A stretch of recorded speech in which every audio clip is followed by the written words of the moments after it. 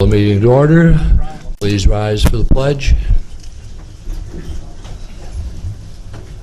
I pledge allegiance to the flag of the United States of America and to the republic for which it stands, one nation, under God, indivisible, with liberty and justice for all.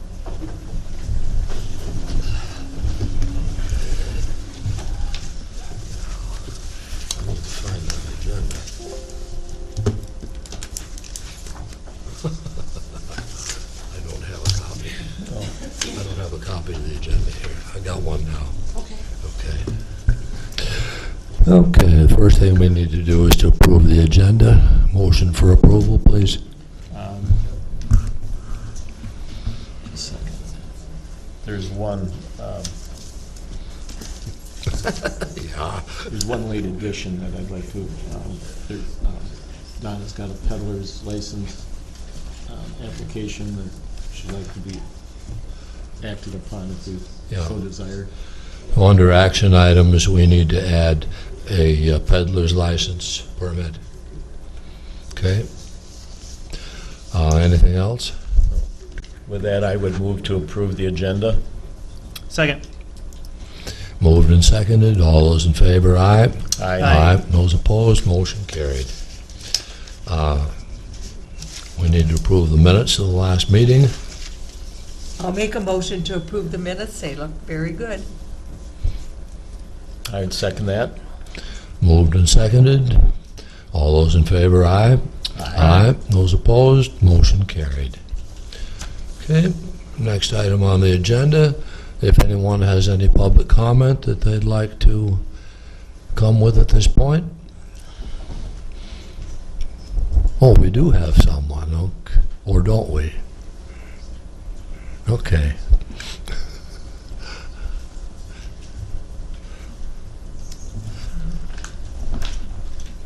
Good evening. Good evening. Evening. My name is Julie Rank, and I am a township resident of Caledonia Township.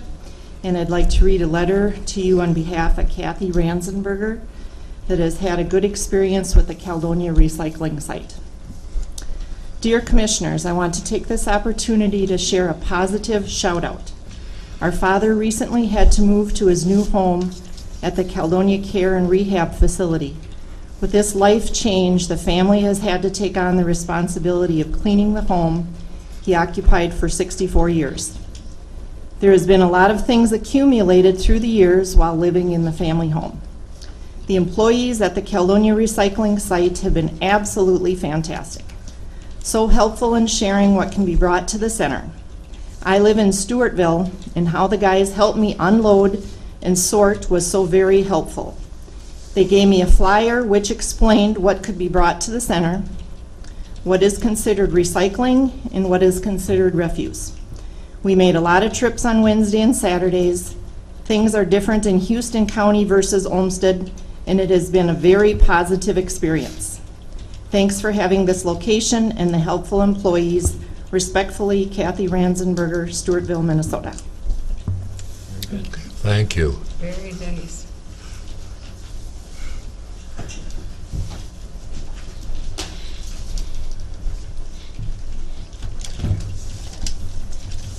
Thank you. Thanks, Julie.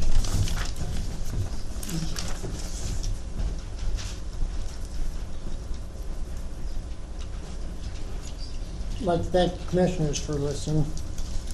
My name is Carl Ost. I work at the assessor's office.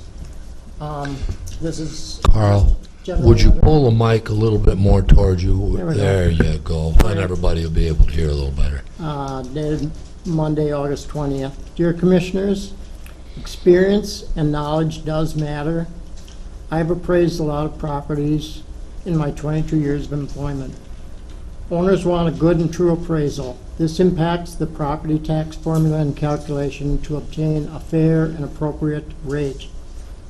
Training, skills, application, a solid foundation of experience is needed. Through my years of experience, I could tell many stories of how owners have relied on our office to answer questions about their property. At times, these land and/or home visits have not been the most welcoming, and individuals may not have been so happy to see their assessor. On the flip side, there have been many positive experiences and contacts. Most owners understand that there are taxes to be paid, and they just want a good and valid appraisal, and that requires skill and knowledge. Respectfully, Carl Ost. Thank you.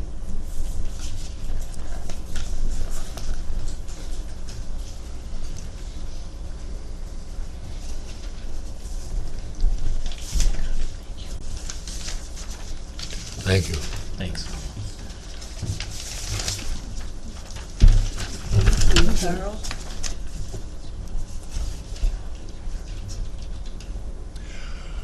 Are there any other public comments? Okay, thank you.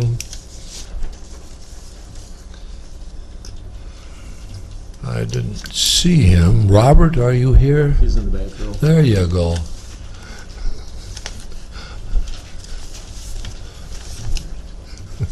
Not quite enough light back there.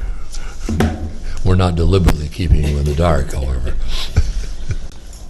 All right, afternoon, Commissioners. The first item that I have on there, you'll see, is for the 2018-2019 CVSO Operational Enhancement Grant. This grant is provided by the Minnesota Department of Veteran Affairs. This is the same grant that I come before you all every year to get final approval on before submitting it back to the state for their final touches. What this does is this provides $10,000 to my office, and with a pretty wide array of available ways to use it. So in this last 2017-2018 year, we've used it to help fund a big Veterans Fair in collaboration with the La Crosse County office. We have been able to provide the opportunity for second opinions with private medical providers in order to challenge VA issues, and as well as to buy any new technology or anything that kind of keeps us up to date and current with changing VA programs and software that they're using. Having good, accurate, new hardware really makes that pop and go faster. Kind of a similar look for this coming year between 2018-2019. Definitely want to. Last year was the first year I did second opinions, medical opinions, and trying to get a feel for that. Now that I've got a good handle on it, we're going to be doing a lot more of those this year. Really helps expedite claim processes when we can do this. It takes the cost off of the veteran from having to find it, and we can get an accurate result quickly. Is there any questions about this? No, it's been a very good program over the many years already. Been very fortunate for the state to provide this to the county here. I did have Sam take a look at it and got his blessing this morning from it as far as language is concerned. Usually that's one of the questions I get asked about it, and he said looks the same as always, and we're good to go on that front. Okay. And then that one would need the resolution to pass on it. I'll make a motion to approve the grant authorization for the VA office. Second. Moved and seconded. Any further discussion? We're talking how much? 10,000. Okay. Okay. Any other discussion? Those in favor say aye, please. Aye. Those opposed, motion carried. Thank you. So the second one item that is on there is kind of catching everybody off of guard due to speed and urgency that was in the letter. Tess has volunteered to help me today to kind of help work through it, as it's kind of some of the inter-county politicking around it and language is kind of out of my wheelhouse, so I needed some help with this. This has to do with the appropriation that Preston City is requesting about the veteran home, the state veterans home that was funded through the last bonding bill of the state. I sent out emails asking for any questions. Is there any at this time? Where there are 3 places in the state that have been approved, right? Correct, there have been 3 And they're all places. under the bonding bill. Correct. And so the city of Preston is looking for additional money, or county, or Fillmore County, or who? Commissioner, Director, if I may. I placed a phone call today just to get a little more information and background on this because I understand that we're being asked to make an appropriation to the city of Preston, by the city of Preston, regarding the veterans' home that is planned for that location. There are 3 that have been approved for the state of Minnesota. And I only have a thumbnail sketch here. I just placed a couple phone calls and have a thumbnail sketch of information. We certainly can get you a more detailed information this week to present next week. However, that said, there's one going in a location in western Minnesota, as well as one up in, I believe, Beltrami. I don't know the exact location of the one in western Minnesota. The veterans' home that they're seeking appropriations for is what I learned today, and like I said, this is just per a phone call to a county administrator, so this is just per that individual's off the top of their head. I asked them to forward more information to me so that I had direct information to give to you at another time. But the state of Minnesota has set aside $10 million. I am not certain if that is for all 3 or if that is for one, but it sounded like it was for the one down here. $10 million. Fillmore County to date has committed, has made a commitment of $350,000 in appropriations towards it. Wabasha County has committed, I understand, $5,000. Freeborn County, $15,000. They are reaching out. When they determined where to place the location of these facilities, they based it on geographics as well as distance to local veterans hospitals and service agencies, and population that would be served in that region. So they have a bit of a different mix of counties. We're normally used to thinking about a region as being a 10-county region or a 12-county region, depending upon what we're looking at. They were really looking more at a 15-county region. They've reached out. Goodhue County, I understand, is has expressed an interest that potentially they may be making an appropriation. Mower County, as well as Blue Earth County, has taken it under consideration at this time. I understand that there is a match from the federal government for all contributions made at the local and state level. So that would include the state contribution as well as the any local contributions, in municipal and county. The request initially was for us to have a commitment of an appropriation back to Preston by August 24th. I understand that is a soft deadline. That is for the purpose of budgeting and planning going forth. Obviously, they have to have all their ducks in a row fairly soon. The hard deadline for all contributions to be in place is sometime early March, I am told, of 2019. The match from the federal government, it's my understanding, talking with Director Thone, is 35% at the state and local level to a 65% contribution by the federal government. So there's quite a bit of leverage you get for your dollars. Explain that again now. 35%, 65%. It's not exactly a 2-for-1 match, which has been floated out there to me. And like I said, I am anxious to get the exact documents to spring firm. What does that? But it's 35%. If the county does 35%, the county and the state, the feds come up with the corresponding 65% funding for. I'm totally confused. I think what you're saying, if I can try to simplify it, is if we contributed 3,500, the federal government would contribute 6,500 and make Correct. it a nice round 10,000. Correct. Correct.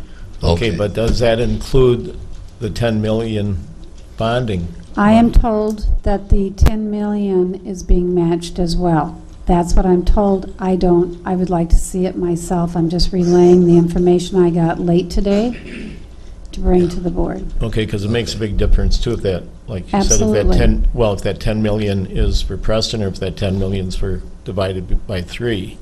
I'm almost positive that the 10 million is for just the Preston facility. And that's how it was communicated to me. Like I said, I would like to see it all on paper, evidenced on paper first, but that is the communication I got from a county administrator Okay, because in another county. I'm just curious what the additional monies from us or the other counties would be going for, because we were told by Fillmore County at a joint meeting some months ago that one of the other applicants, or now I guess recipients, had a whole bunch of money. Had what? Had a whole bunch of money already to go to kind of support their bid. So it looked somewhat dismal for Preston, but obviously that didn't come about since Preston's been approved. But I'm just wondering where the money is. I mean, where the money's going, because, well, for instance, what you just mentioned, the two counties, the request from us is 50,000. That's a long ways from 5 and 15 that have been pledged by the other counties. What they did was a three-tier approach. Excuse me. What they did was a three-tier approach. The counties that were surrounding were asked of the bigger chunk, and then as it dissipated out into the counties further out, those amounts were requested less and less. Now, how much each county was requested of, I do not have that. What we're showing you is what other county boards have already committed to or are thinking of committing to. And again, with that letter, they're asking 50. That is up to the board to decide what the overall dollar amount the board wants to, or if they're going to.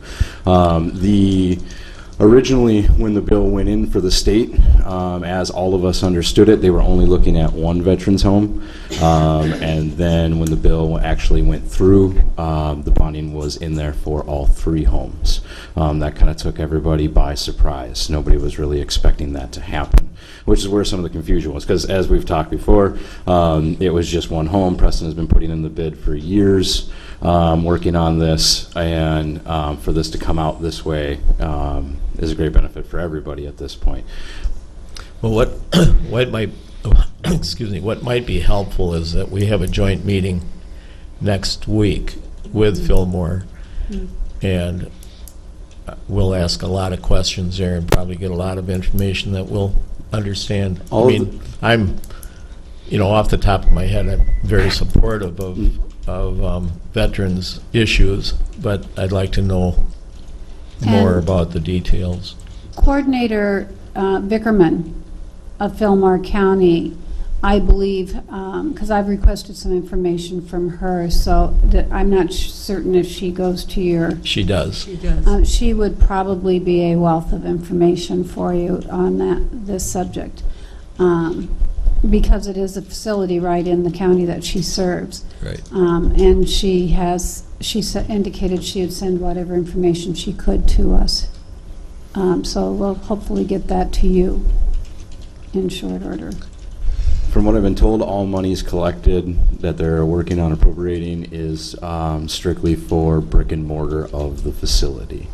That's not for operations. Operation costs will be continued out through the state by the funding of having what they would refer to as contracted beds for the VA, is where they'll kind of receive the continue-on funding and that and from the state. So this appropriation is for the actual brick and mortar of the building, and then securing more funding from the VA. So the larger the pot of the money is that they get, the more money that they can get from the federal government to back the project. As I've been informed by the director of the VA hospital in Minneapolis, the as he phrased it, the iron is hot. There is relatively low federal projects going on. And so it stands to reason, as he understood it, that this would be the time to get involved in a new project on the federal government side. So it sounded to him very promising for everything that they were looking at doing on that end. We have a severely aging veteran population, as we've talked about. About, give or take, 55% of our veteran population is 65 or older in the county. And in Houston County alone, amongst all the nursing homes that are in Houston County, the average is about 53% of all residents that are in nursing homes are on medical assistance. And so if we put that over to our population, it would stand to reason that 53% of all veteran population that's in a nursing home would be on medical assistance as well. The director also cared to point out when he was talking that with the resources they have between the medical hospitals and the different state programs, that none of their current residents that are in any of the state-run veteran homes are on medical assistance at this point. They're able to secure the funding, keep the cost very low. If there is any cost to the veterans, it's usually pretty nominal. Right now, the average cost of a nursing home in Houston County for 1 month is $7,000. That's the average cost right now, and that's from 5 of them, using for what we could gather from the information. So, just kind of some of the numbers of what we're looking at for our population, just so you have numbers rolling around in your head, more numbers rolling around in your head. Right now, the last census population that we had was 2016. We were sitting at 1522 in the county, so 8.1% of the county's population are veterans. So it's one of those things where, looking down the road, this has a lot of payoff for the veterans in our county. They are looking at a 72-bed facility that will be about 110 full-time equivalent jobs. They're estimating about 140 actual jobs for the facility, not including the construction of the place. Now, how many counties will this facility service, and what's the total population that it will service? In the state of Minnesota, will be all veteran homes in the state of Minnesota are open to all residents of Minnesota. Yeah, I understand that. But the question I'm asking is there a geographic area that this facility is going to service? Is there a set geographic area, or is it? Correct. It is open to all veterans across the state of Minnesota who are willing to go there. So if somebody Okay. had, say there was a home in Beltrami County and somebody lived in St. Louis County, instead of going to Beltrami, which would be closer, they could opt to come down to Preston. Correct. As it sits right now, for a real-life example, is St. Cloud. St. Cloud has a state-run veterans home, and we have none that go there from here because it's just too far away. Toma Hospital has no contracted beds in our area with any of the facilities on the Minnesota side of the water, which is another barrier to them accessing kind of any of the VA funds that would normally that veterans would normally try to access when utilizing long-term care. Last question that I've got, I don't know time-wise, but 72 beds. Are the other two facilities looking at being that same size? That I don't have the information on. I was just curious only because it seems like there's a lot of need that I was curious Yes, as far as it- filling up and being on waiting lists and It all that. seems to be from what it was explained to me, is that the 72-bed model seems to be the most efficient model Okay. as far as the staffing client ratio. Now, again, that's kind of out of my wheelhouse to speak about. Is it better to have more or less? The way it was made it sound was that Minnesota is currently, their state veteran homes are kind of a leading model at the moment, and that they're finding that the 72 count in that neighborhood tends to be the most efficient. It is worth note as well that with these veteran homes, that the spouse of the veteran, based upon space in the home, can join the veteran in that home. There is a larger cost, but it is still a pretty nominal cost in the grand scheme of nursing home care. Okay, which brings to mind, now, you said current nursing homes in Houston County have what percentage of, 53% of... okay, so Yep. that 53% could shift to this home? No, when I was using that stat, that is just what the current stat is for the population as a general Okay, population. but if they chose to do so, would it be less expensive for them than to leave the current nursing home and move to the veterans home? If a veteran was currently on medical assistance in a private nursing home, it would be significantly cheaper for them to go to the veterans nursing home. Okay. But that 53% I'm using, because it's impossible for me to get the information of, who's a veteran in every nursing home. I was using kind of general what's going on in our county, but yes. As well as the normal rules of income and asset are not used in the veterans homes. They're much more lenient. For example, the shifting of assets, the look-back period is far reduced from 5 years to 1 year. And if it's a spouse, they reduce it to 1 day. So they try to tear down as many barriers as they can and make it as widely available as possible. Okay.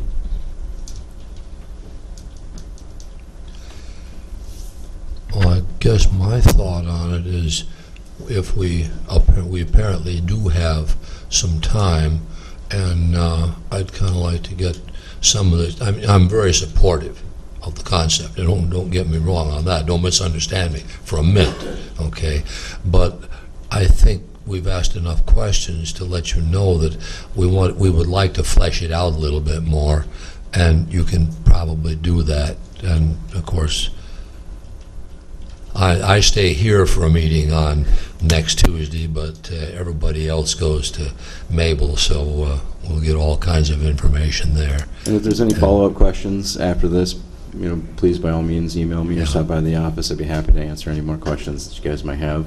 Again, my goal today was to just hopefully provide as much information as I could and provide any light and what we thought of the situation. To my mind, it's a matter of at what level, not whether or not. It's simply at what level.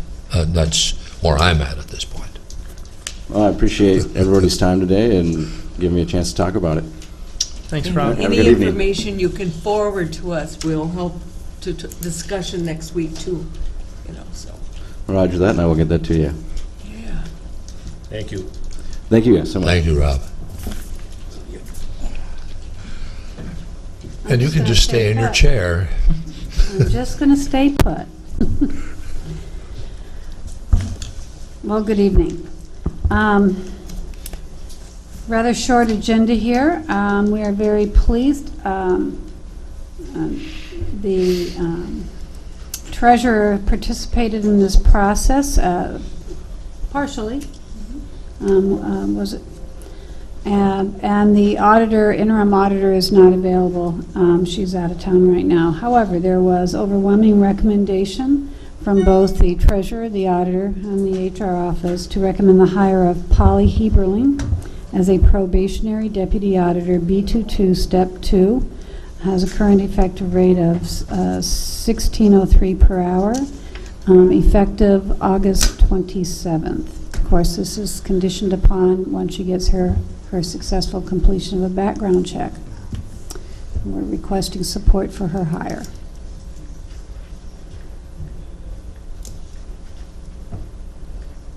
At what step did you say I didn't? Step 2, Commissioner, Okay. based on her experience that she brings to the table.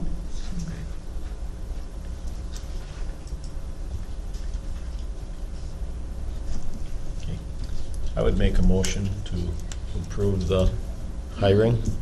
Second. Moved and seconded. Any further discussion? All those in favor, aye. Aye. Those opposed, same sign. Motion carried. Thank you very much. I believe I saw the Director of Human Services. There you are.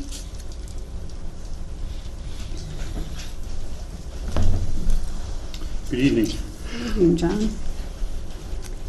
This time, we're requesting that, kind of the bittersweet request that you accept the retirement notice of Jean Becker, Collections Officer, effective the end of the business day, November 9th, 2018, and thank Jean for her 22 years of service to the residents of Houston County.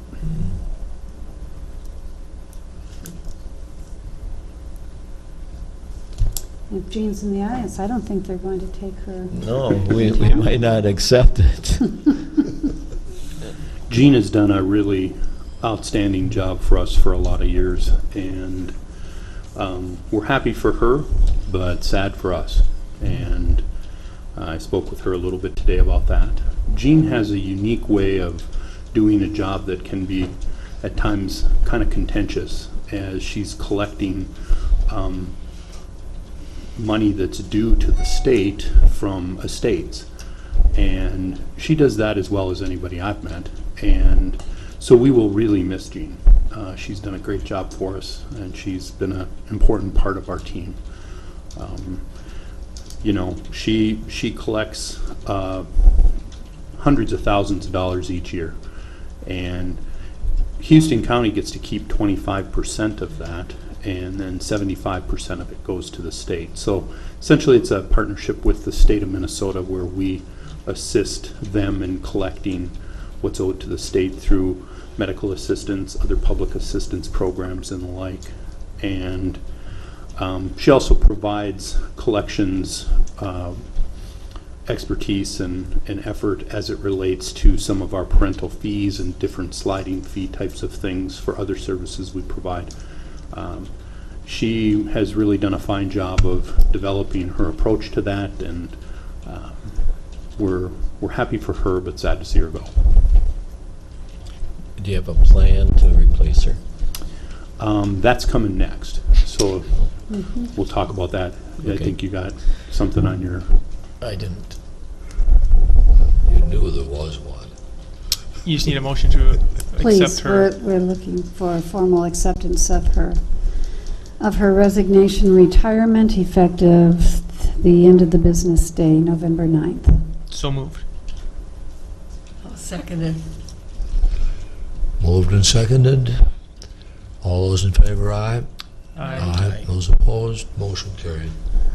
And we do appreciate her giving us such ample notice, which brings us to our next request, and that is to approve us initiating a competitive search for a collection officer B23, which is the title and banding classification that Ms. Becker occupies. So Jean has given us quite a bit of lead time in this, and that can really end up serving Houston County really well if we can have some degree of overlap in training this position, the new person. She obviously has kind of procedures in place, but I think having somebody to have a discussion of, you know, what is your mindset, how do you approach different things. Each of these state cases is different, and so our desire and our request tonight is that we could move forward as soon as possible with a recruitment for replacement of this position, in hopes that we'd have some overlap with Jean and not really see a dip in that. I'd also note that this is a mandate from the state. Counties have to do this, and sometimes they do it somewhat begrudgingly. And as I mentioned earlier, we've really done a nice job of this through Jean's efforts, and we would obviously like to continue doing that. The money that we have, or I say we in the most figurative sense, that Jean has worked to recover has, in most cases, more than covered her salary and expenses for her as an employee of the county. What is her last date? November 9th. 9th, right? The end of business day, November 9th. I'll make a motion to approve a competitive search for collections officer. Second. Moved and seconded. Any further discussion? All those in favor, aye. Aye. Those opposed? Motion carried. Thank you. Thank you. Thank you. Do we have a representative from the sheriff's office? Oh, well, next on the agenda is the sheriff's office. We're recommending you approve the resignation of lead jailer dispatcher detention sergeant Samantha Hancock, effective the end of business day, August 28th, 2018.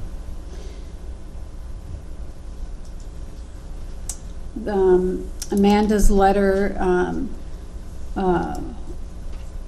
was quite clear that she really appreciated the opportunity she had here, the time she served here. However, at this time, there are other matters that are taking her attention away. She, I believe, works nights. Always, she's the night lead worker. And so it's with some level of regrets. I understand she's been an excellent resource for the sheriff's office as well. I'll make a motion to approve the resignation of Samantha Hancock. Second. All those in favor, aye. Aye. Those opposed? Motion carried. Thank you, Commissioners. And following that, we are asking for permission to move forward with a competitive search for a lead jailer dispatcher. I would move to approve that search. Second. Moved and seconded. Is there any discussion? Okay. All those in favor, aye. Aye. Those opposed? Motion carried. And that concludes my agenda. Were there any questions? Have we, we have a resignation with Rick Frank leaving in October. Have we started a process to replace him or not yet? We have not started a process to replace him, Commissioner. There is a proposal that we would be bringing forward in, I presume, the next meeting possibly, with it, Okay. which is a staffing and organizational proposal for that office. Okay. The finance director is putting some numbers to the proposal, and we should be able to have that for you Okay. as far as Sounds good. costing it. Okay? Thank you very much. Thank you. Okay. Now, yes, okay. You get to come instead of Aaron. Yep. We've got Aaron on the list here, and I looked for him, and then I saw Amelia back there, and I thought, no, Aaron's not going to make this one. Okay, Nope, I'm sitting in for Aaron today, so, yeah. Well, you've done all the work on it anyway, so, yeah. yeah, so, yeah. So I'm just I'm bringing a recommendation from the Planning Commission to approve the amendment to IUP number 17 for Sarah Wexler-Mann of Suite 16 Farms for a startup business in Yucatan Township. To give you a quick summary, she wishes to add exhibitions and camping to her current permit. She hopes to host live music, farm tours, workshops, and weddings, along with primitive camping. That primitive camping does fall under Minnesota Department of Health, and they oversee the permit that you will receive. All parking then is going to be in the fields on site and not along Highway 16. MnDOT does require an access permit that will have to be updated on a regular basis for that, though, as well. And then the Planning Commission also asked for there to be parking attendants to help expedite the traffic off of Highway 16, so we limit any kind of holdup there. None of her existing farm buildings are going to be used until she can demonstrate that applicable codes are met. And then there's also no septic on site, so it's all going to be portable toilets. Music is the other major thing, and the Planning Commission regulated that under the conditions that were submitted to you guys. And they took a great amount of care to provide the least amount of disturbance to the neighbors, and then also they didn't want to interfere with traffic on the highway as well. And they did ask for that her permit be reviewed in September of 2019 then. So if you like, I can go over all the conditions individually. Otherwise, we do propose one more get added to that. That would say that the permittee will notify the county zoning of events that will count towards her allotted number of public events per year no later than 5 business days prior to the event. We believe that this is important just to be aware of any of these public events ahead of time, regardless of the size, just to prevent any extra ones being added, just in case ones that maybe happened earlier in the year didn't really meet expectations. And so that's why we would like to know, like I said, ahead of time, if this was an intended a public event per her permit. So, do you guys have any questions for me then? I'm a member of the Planning Commission, and I was at most of that hearing. I made an error. I had another meeting scheduled. This meeting started at 6, and I had another meeting scheduled for 8, and I thought, oh, well, no problem. That'll be done by then, and it wasn't, so I missed the last part of that meeting. But there was an objection. An individual was there who is a neighbor who was worried about the sound levels, and we addressed that. It is not a CUP, it's an interim use permit. There's a difference. Would you explain that difference so I don't get tangled up in verbiage and make a mistake? Yes, so basically if they seek a conditional use permit, it would stay with the land and it, so it would continue on. An interim use permit is only good, is for 5 years and we'd have to review it every 5 years, but they actually asked, or that's what they asked, is that we look at it again next fall, so September of 2019, and just see if we've had any complaints or any heard anything from neighbors or whatever. Did that finally come down as next fall or 2 years? I wasn't clear about that. I asked one person and they said, well, they changed it to 2 years at the end. It was sitting at 1 year when I had to leave. Well, it's September of 2019, but I think the idea is that we include the event this year and then it'll include next year's event as well. So we get 2 years of an event to get an idea of what we're dealing with. The basic reason for that was the objections of the neighbor. And we thought that in a year, hopefully, we'd be having some kind of a handle on that situation, among others. But. Okay, I'm just curious on the findings document. What does SA mean? Like under 15, the site-specific conditions? Oh. Everybody voted yes, but then on the side there's SA 4 members.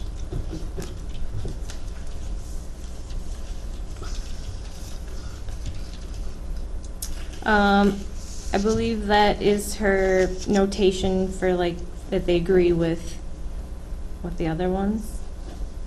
Okay. I don't even know, yeah. I've never seen that before. So I don't know. I haven't seen that before. Justin, you've been on that for Yeah, and I've never while. seen that before, so I have no idea what that means. I can attest to what it. I've seen NA is not applicable, but that doesn't fit that. I did get a number of calls today about it, and for some reason I never got the packet that Amelia had sent out to us. So I did contact you right away about that, but there was a lot of concerns about why did we rush this through as far as the Planning Commission meets the 4th Thursday, and this was a week before, and were questioning me about it, which of course I didn't know too much information about it. And because I hadn't received the packet or the interim use permit conditions, I couldn't answer what their findings were. So I was trying to pursue that before a meeting tonight to find out what was going on and why the Planning Commission moved it ahead and so quickly, and what their findings were. It was real And- frustrating to me not to know what was going on. At least a partial answer is forthcoming. There is a timeline involved.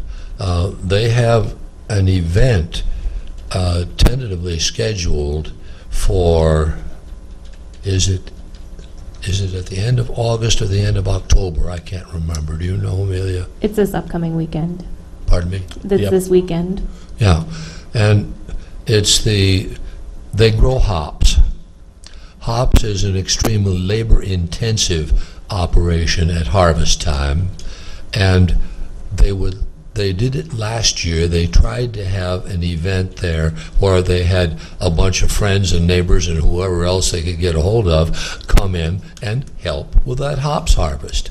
And it went pretty well. People had a good time, so they simply were going to enlarge that.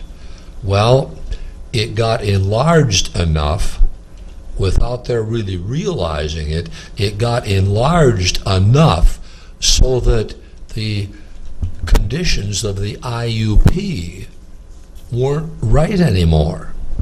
And so the IUP needed to be changed. At least that's my understanding of what happened.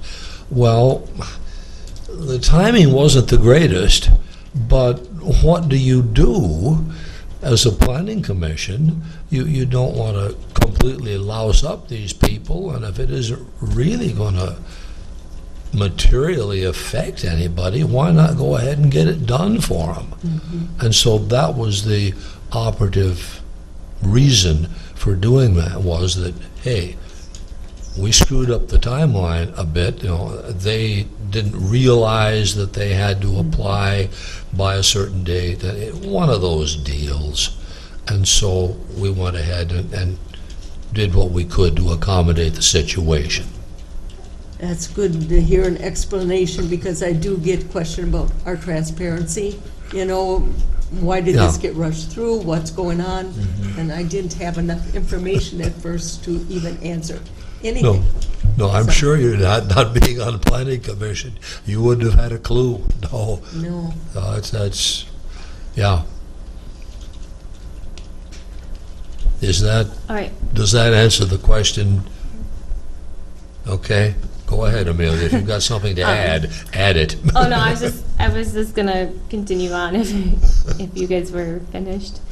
Okay. I guess I'm just looking for a motion then that you adopt the findings of the planning commission and approve the interim use permit with the conditions recommended by the planning commission, as well as the additional one proposed today by staff.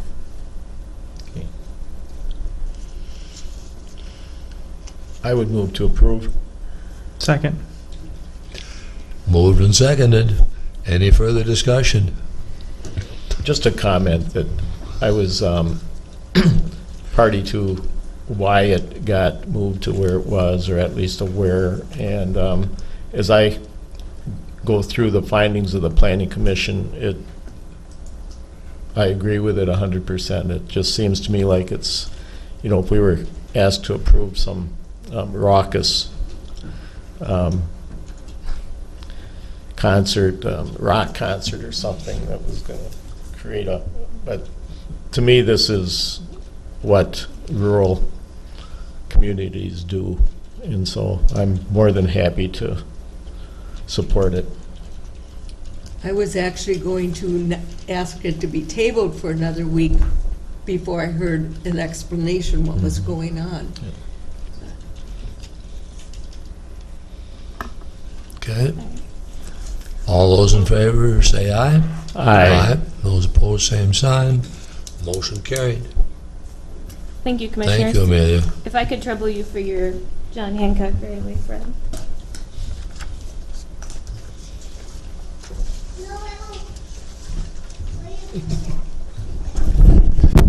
You don't want to wait around until after the meeting is over for me to sign this, do you? This way they'll be ready for holiday.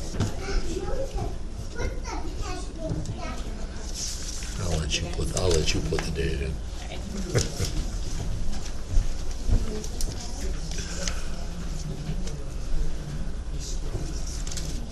Now, the next item on the agenda is Carol Lapham, finance update.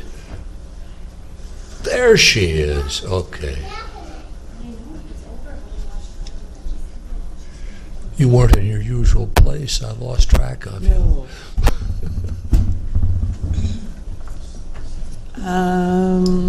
No, I don't have mine open. I would just ask if any of the commissioners had questions regarding the report that was sent out for July. It is a pretty typical report, although Fred did wonder about, as a court administrator, they had kind of a large claim, and I'm trying to find out some information on that as we go into budgeting to see if we're going to need to budget more for the public defender expenses. Okay. But it appeared that there was like maybe one case that really took a lot of money. So we're finding out some details on that. Otherwise, we're... The court administrator was at the vote verification, I believe. Yeah. Yeah, Canvassing? Yeah. yeah. Oh, Can't think of her name. Darlene Darlene. Larson? Yeah. Mm-hmm. And so there is an issue there, potential. Is that what you're talking about, what we might have to Yeah. fork out for? This is for public defender expenses for Yeah, people who need defending. yeah. Mhm. So, okay, And we're required to pay it, so yeah. we just need to find out how much we have to budget to make sure that, Yeah, it could be a We're little, aware. it could be a surprise from previous years, so. right. Mm-hmm. You know, got our tax money in June posted, and now we're kind of spending down, getting other money in and paying out. We'll get our next settlement money in November. Some of our aids will come in prior to that, but, you know, for cash flow purposes, we're fine. The majority of this month's finance report, though, will be Donna and her investment report. She put that together, and it is as of June 30th? July 31st. July 31st, okay. Okay. So she's going to supply you with information regarding our investments and cash balances and money we can get to quickly if we need, money we can't. Okay, so, excuse me, I gave you the pool cash worksheet here. We've got July 31st of 18, the pool cash is $16,697,943. It's on the big sheet Got there. it. The top portion shows the actual pool cash, and then the division is down below. You'll see we have the bank certificates of deposit. Goes all the way down. We currently have 47 certificates of deposit and 10 bonds. And the bonds are under government securities. And then below that in the yellow highlights, that includes our main checking account, which as of July 31st, it was $71,000. And below that is our cash transfer account, which is kind of my slush fund, $3,900,000. And the ITIN special account, the next highlighted yellow item, is $4,417,708. So, 414? yep. You said 417. Oh, did I? I'm sorry. $4,414,708. So that includes our pool cash. And then below there, the breakdown is the investments that I have currently right now. But as you can see, the green highlighted certificates of deposit, the, let's see, this, where it says date matures, the date maturing, those are coming up quite quickly. It's going to be in the next 3 years. So there's a lot of them coming due.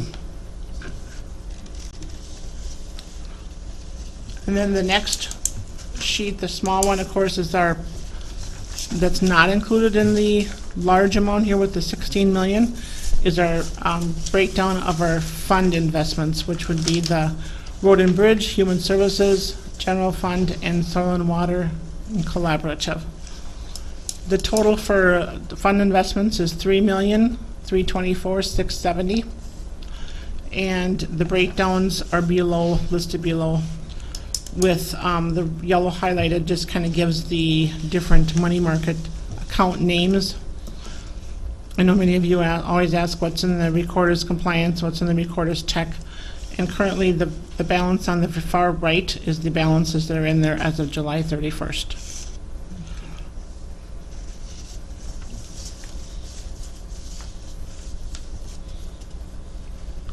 Carol, again, the E911 is available for what? It's basically a specific purpose. It pays for communication lines, it pays for equipment dealing with E911. Okay. And typically, you don't take any money out of there really too much throughout the year. It's just No, it's, So if the sheriff's department needed an upgrade in their radio communication, would that qualify? it most likely would. Okay. You know, there's specific guidelines as to each section as to what money can be spent on. And I'm sure that's what it's paying for, basically, is their communications for the E911 lines and the dispatch. We Okay. purchased the Sentinel equipment that they're using over there with the E911 funds. Okay. Any further questions?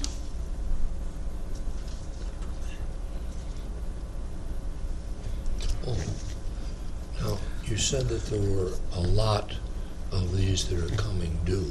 The next three years. Yeah. What does that mean for practical purposes? Is that a good thing or a bad thing or neutral, or what does it really mean? It Well- really means that you need to decide what you're going to do Yeah. with the highway building so she knows whether she can invest it for longer terms.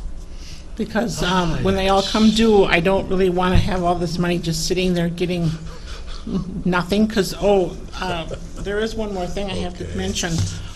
If you can look at the cash transfer account, which is for $3,900,000, in the past, we have gotten 0.10% interest. It doesn't amount to anything.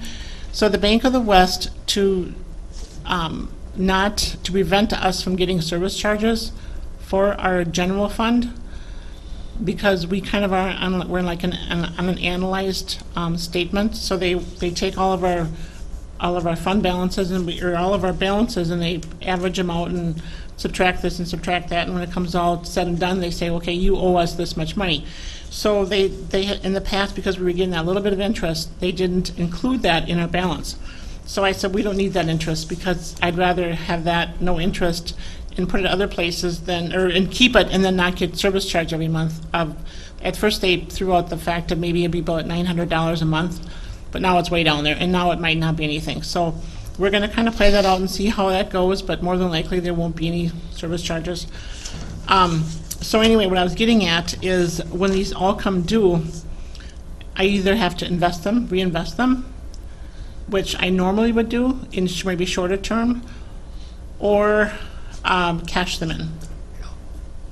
So I know that's a lot of CDs here, but if I would have, probably 6 years ago, I was told, don't invest any more money, because we're going to keep this, so we can build our highway department. So I just kind of thought, I'm just going to keep them, for shorter terms. And I mean, I kind of had, some shorter, some longer, but I'm really happy that I did what I did, because we've gotten a lot more interest for our money than we would have. And now the actual money market rate that's it's in the special account is actually, I didn't change that. It's 1.51% right now. So that's a pretty nice rate. And it helps. We Carolyn, this- are trying to make progress. Yeah. On this page, on the Yep. bottom, what's collaborative? That's the public health. And they've been taking some money out of there. Loretta, I don't know what she's necessarily doing with the funds, but she just requests certain money. She must be paying for some different It's things. actually the Family Services Collaborative, and it involves actually human services, public health, court services, DOC, and they get money from the districts. state, and they funded social workers for the school districts, and We don't actually contribute any money, all of it comes from here, but we're their fiscal agent. So they request when their money is invested. It's not something that we actually determine, Right. except when they have spent a little more than what they had in cash, then I request that they cash some of their investment. And I haven't, in all the 8 years I've been here, I have not had to take any money out just recently now, so it's pretty much been the same balance for the whole time. And it's kind of like soil and water. They determine Yeah. what they're going to invest. From there is all the, who else do we have? Is it just soil and water and collaborative that are agency funds? I think in our Right. investments. Yeah, I'm on that collaborative board, and once a year they get together to decide which school districts, Right. where they get a certain percentage of it, and then it's used up until we get the next deposit again, Mhm. which we haven't had a meeting lately, but it will this fall. In that E91, that gets money each year, Monthly. monthly.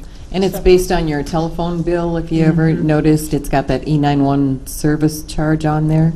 Right. And it all goes to the state, and then the state distributes it to the different agencies. And we get like $7,753 a month, something like Yep, that. 77, 35, 35. 73. That's the exact amount every month. And it's been that same amount for a few years. It was a little bit lower the first couple years we started getting it, but it's been consistently It's this. been that way ever since I think I've started, 77, 35. Mhm.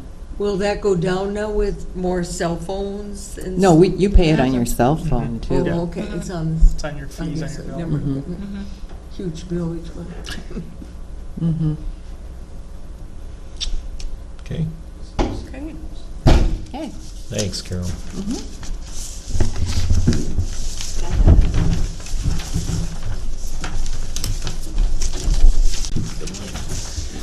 Here.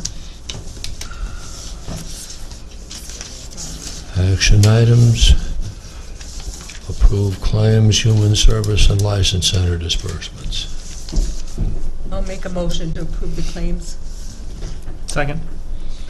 Moved and seconded, all those in favor, aye. Aye. Those opposed, motion carried.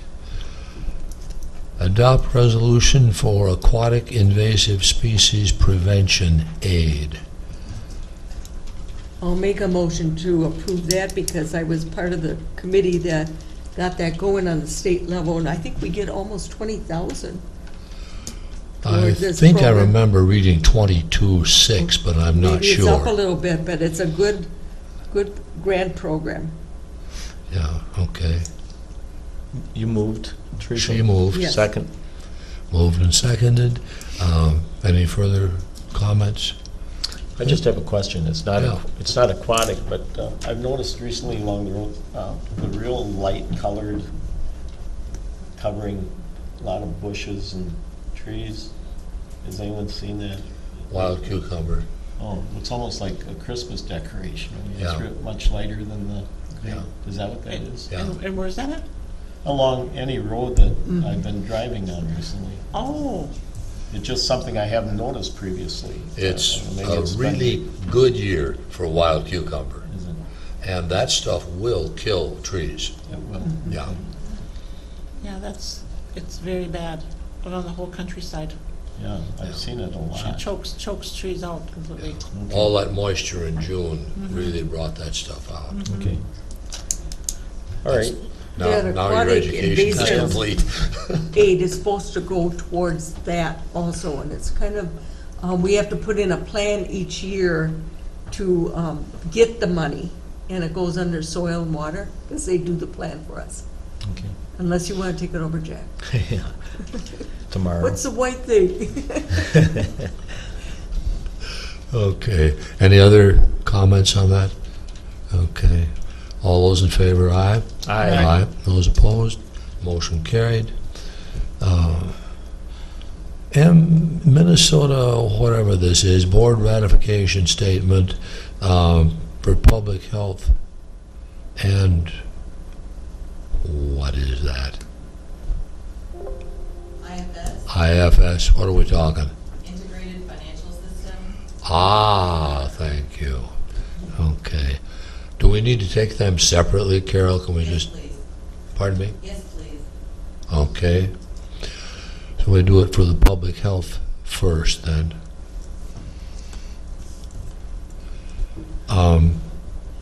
Now, Carol, would you tell us exactly what this is, please?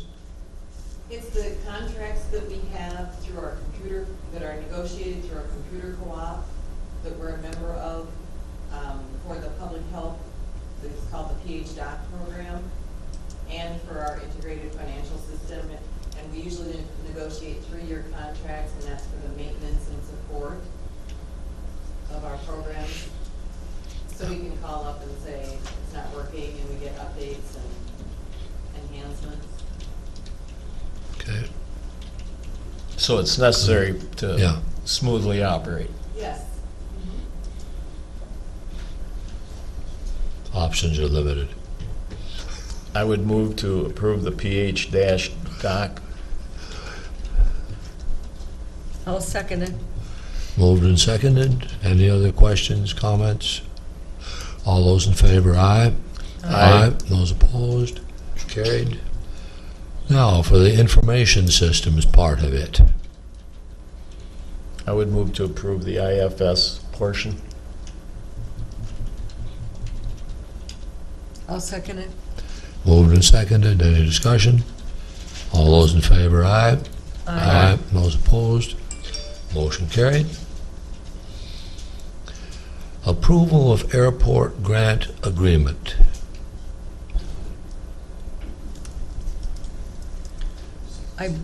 From what I saw, we need to do that before our next meeting is why it came up on our board Yeah. packet. Yeah. And that is just with setting up the committee to put in the plan for our agreement for getting, I had the amount here. I don't have it in front of me right this minute, but I'll make a motion to approve the grant agreement. So we get our money. Otherwise, Yeah. we will get nothing. Pretty much. Yeah. Exactly. I don't have the dollar amount right in front of me. Yeah, I don't remember the numbers either. I read it through too, but I don't remember the numbers. We need a second. Second. Okay, moved and seconded. Those in favor, aye. Aye. Those opposed, and that's approved. And various abatements. And we need to pull those up and take a look at them. We had one abatement that was all zeros. Did you understand that? Or was that just a change of status or from homestead or non-homestead to homestead? Or it was, one came up all zeros. I don't think there was any, I think is it 3 of them? There were 3 of them. It's actually a refund of a Green Acres payback that a landowner paid to the county. You know, the Green Acres, you had this program, you had your taxes deferred, but if you sold it within, you had to pay back that tax break that you got. Well, you don't have to pay that back if you sell it to a family member, and this person paid the county even though it was a sale to a family member, so we're paying them that money back for the Green Acres. And that's why it shows 0 on the tax amount, because it's a prior year Green Acres payback, it's not a reduction of their tax. Okay. Because most of those abatements were, 700 to a couple thousand. And that one said 0, and I thought, why are we approving that abatement when it was 0, But Yeah. for documentation purposes, basically. I think in your packet, if you actually look at that abatement, if you look, there's a cash register receipt. Yeah, the that receipt, they yeah. paid that. Yeah. Okay. Yeah. And what we're doing is giving that back to them because they really weren't required to pay that to the county. Okay. Yeah, that's it. Yeah, okay.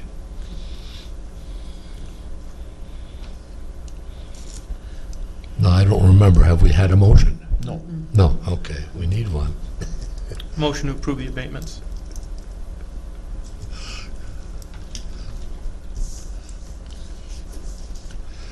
Second. I had read them through when I talked to Cindy about a couple of them, and it made sense to me what she was saying, so. All those in favor, aye? Aye. Aye. Those opposed? Motion carried. Now, we have the additional agenda item.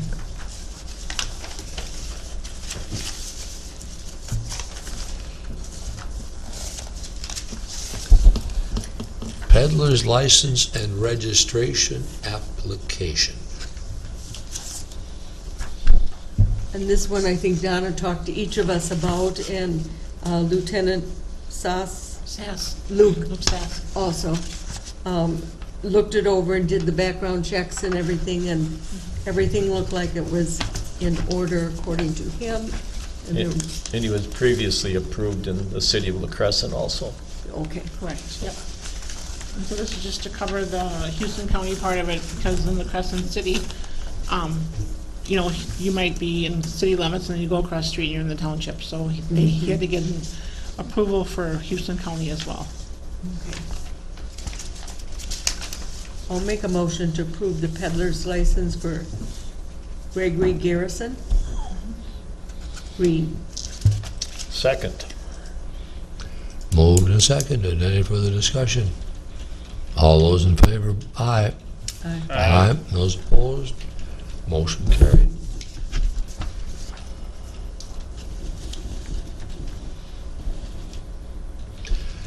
Correspondence from Minnesota DNR regarding public sale of surplus land.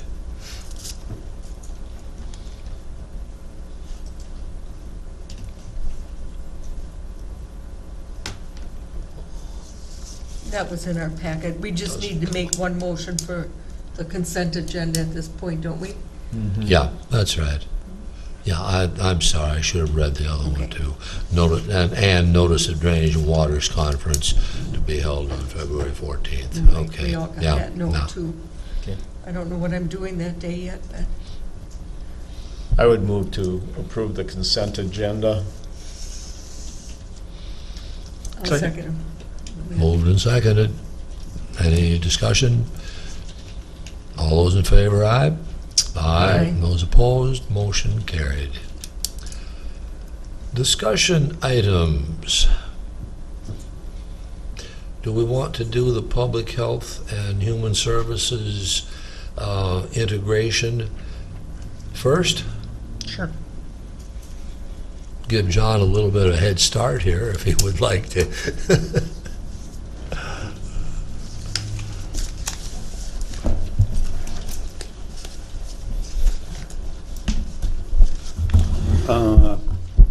I'm not really prepared to discuss this today.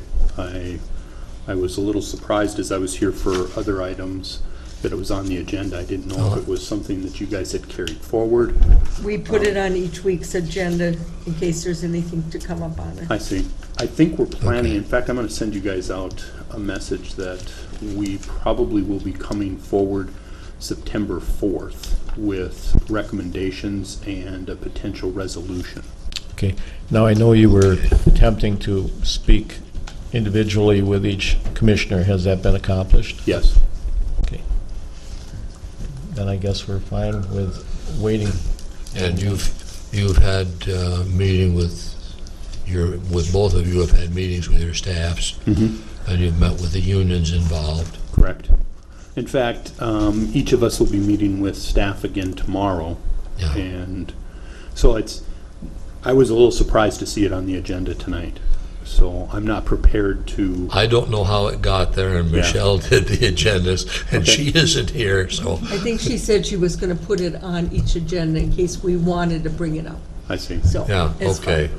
Right now, in visiting with Mary and kind of coming up with a timeline, our plan is to bring something forward to you in the form of a recommendation and potential resolution on the 4th of September. Yeah. Okay. When I read it, Put I you just on the thought, well, agenda, maybe maybe. he's got some There you go. preliminary. Yeah.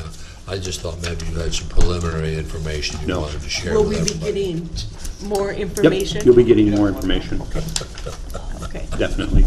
I brought it along Okay. too in case we didn't. We'll have, a information packet that would be included in your board packet. About like that, or? I think we'll try and keep it succinct. Okay.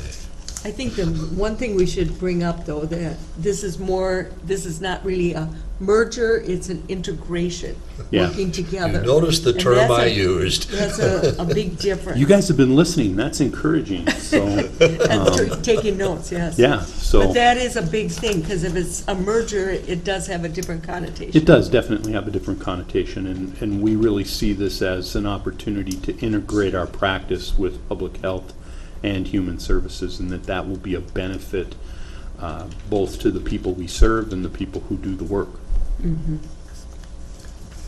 That's the first thing I learned in my meeting with John and Mary. Yeah.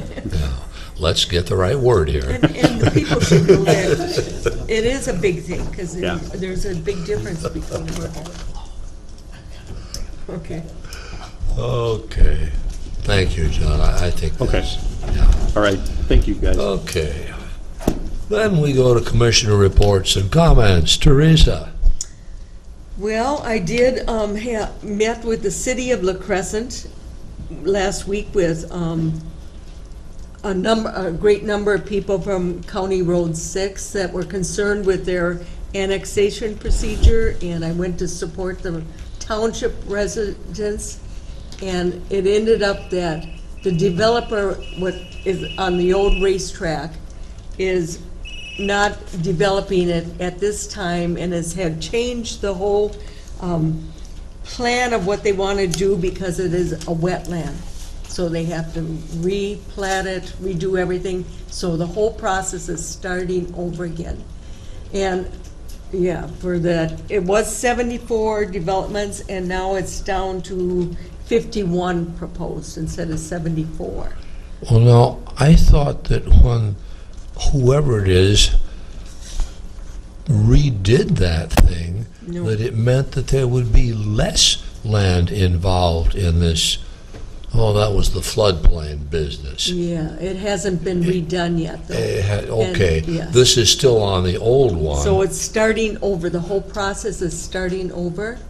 And the big concern for the residents was the fact that when they're running the lines out, the sewer and water lines out, and the lift station, which they would need out there because of the type of soil, they were gonna assess all the landowners for the cost of it, which would have been close to $30,000 a residence along that road, Not which 30,000 total, but 30,000 per person. So I Oh, went yeah. went to the meetings to support them, because even if they are annexed, which will probably happen in the future sometime, they can negotiate, because I was a township officer at one time, and we've had many annexations in La Crescent with Shore Acres and with Skunk Hollow Road and all that. And we would work together with the township and the city to work out financial details, because people can't afford that. They just cannot. And so, and even as far as the township losing tax money, that's a big thing to a township. All of a sudden, you lose all of your tax money. And when we did Skunk Hollow and Shore Acres, they prorated it over 10 years to the township, a certain portion. So then I went to the township meeting to tell them they really need to work with the city on this orderly annexation agreement, because it's so vague that nobody knows what's going on. And it's not gonna happen within the next 6 months, but it probably will happen within the next 10 years. So they need to start working together for the good of the township residents. Nobody can afford that. And I support them because I'm a township resident, and I probably am on the 10-year plan too, somewhere along the line, so. And they'll never run sewer and water out to me. Would be difficult. under the Pine Creek there. But anyway, so that, I went to both meetings, spent the whole evening between the city and the township, mainly trying to help them work together on it, so. I will continue to keep on top of that, because Do it's they, really do they both important. have attorneys working on this, or what's going on there? The township does not. The cities have a lot of power, and they can annex as they want. They made a statement they would not force anybody to annex. But I know residents in Crescent Valley that were forced to be annexed, so. Right now, they're saying they wouldn't do that. But they need to work together with that township board too. And part of the problem was, they think us as a county can do something for it, and we cannot. We have no jurisdiction over the city at all on this matter. So they need to, I really am working with them to work with the township and the city together as a board. And let them know the county is not going to, cannot get involved in this. But, and I'm sure Jack's heard plenty from the city on the same issue. Yep. Then, of course, we had the primary last week. Next, I got a notice at the Township Association annual meeting is September 25th. So, to make a note of that. And that was basically, I did talk to Carol about how the budget hearings are coming along, because we have about 4 weeks before we set our preliminary, but she's still gathering budgets, Okay. as you know. Okay. I had 2 meetings that both ended up getting canceled, one of them last minute. Yesterday, we're supposed to have that one? Yeah. So no necessarily meetings. One of the things, though, that we probably should discuss that was brought up today, and Don had kind of mentioned it. You know, Fred and I have been dealing with the Highway Department building for quite a number of years. It's been a while. And,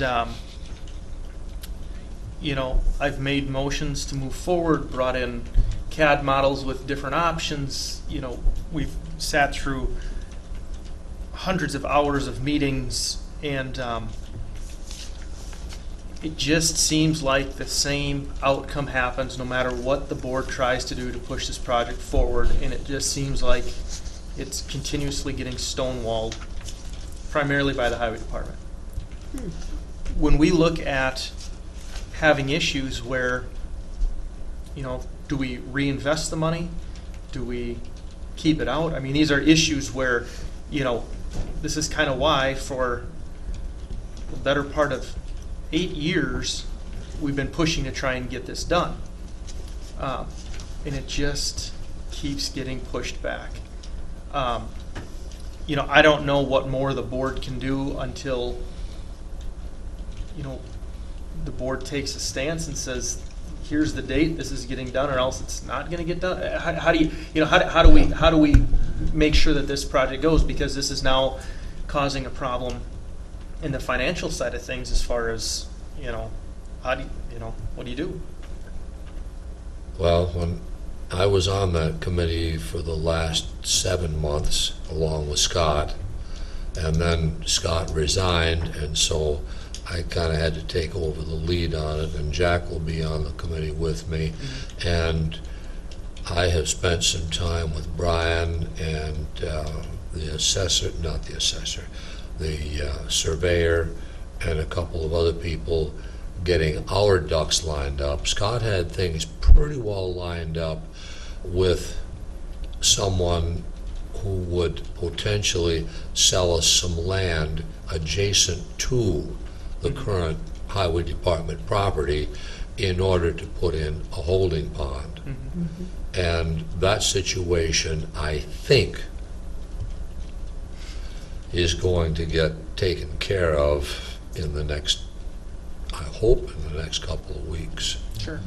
And when that gets done, then we can actually seriously, okay, now.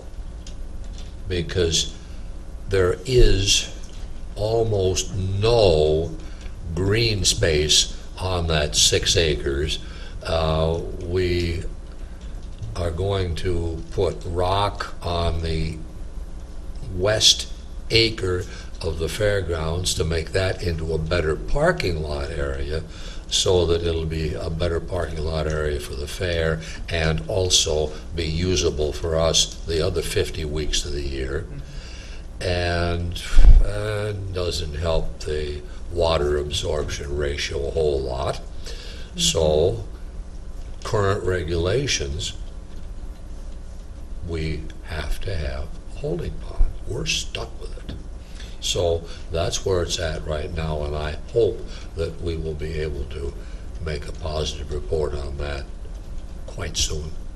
That would be nice. And then we can start getting down to the real nitty-gritty of, okay, how much do we put there?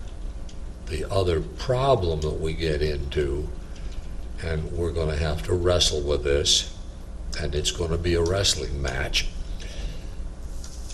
is if we actually use the historic jail building for offices, would it be advantageous to us, even possible, even practical, to put some of the people who are in offices in the highway department building in offices in this building or in that building? Right. Along with the potential for the integration of public health and human services, there's probably going to be eventually some shifting of personnel there. There probably, from my understanding of what John and Mary said, there's probably going to be some shifting of personnel with the present facilities, just to expedite the operation. Now, Donna, That's where we are, my view right now. Donna, when do you need to know, or how long is that stuff invested for? Like when do you need to know when it needs to go back in, and how long would it be in?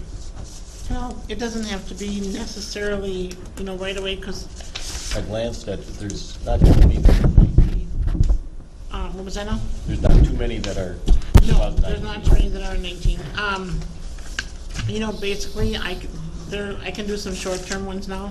I probably will do What's just short-term. Like 2-3 years, or?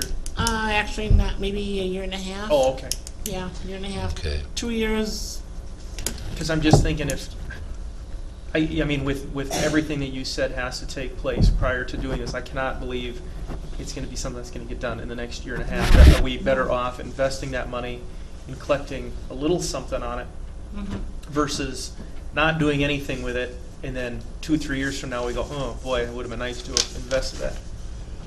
Yeah. Well, obviously, with the advent of the county administrator, there's going to be a little bit of a learning curve there, and that individual is going to have to get up to speed on just what we can and can't do, and how many people can go there, the here and there, and all this sort of stuff involving that facility. Right. And so,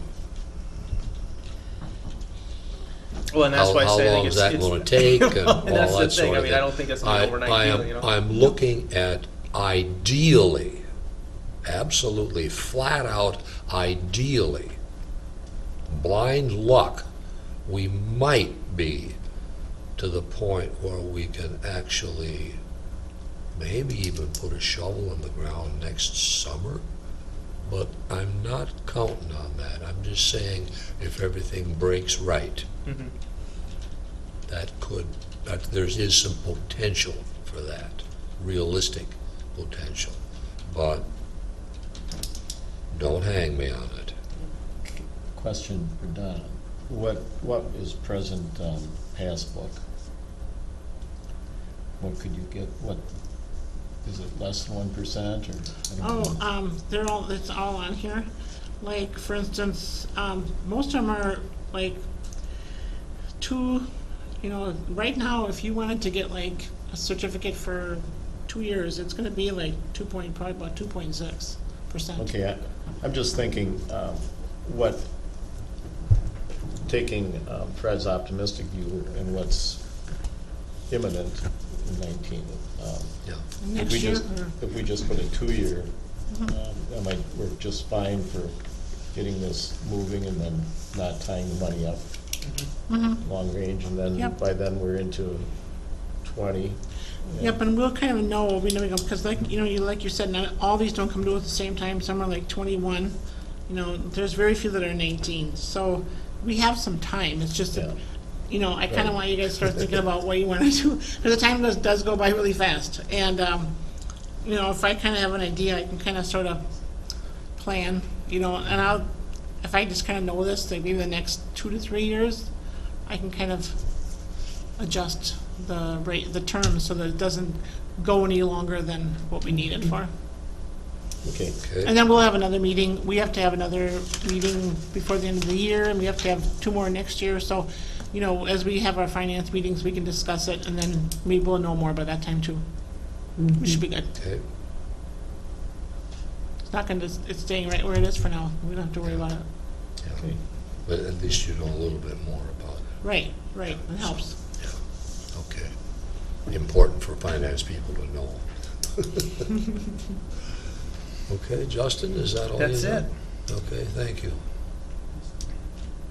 Okay. Mr. Miller, sir. I had a Southeast Minnesota Emergency Communications Board meeting, which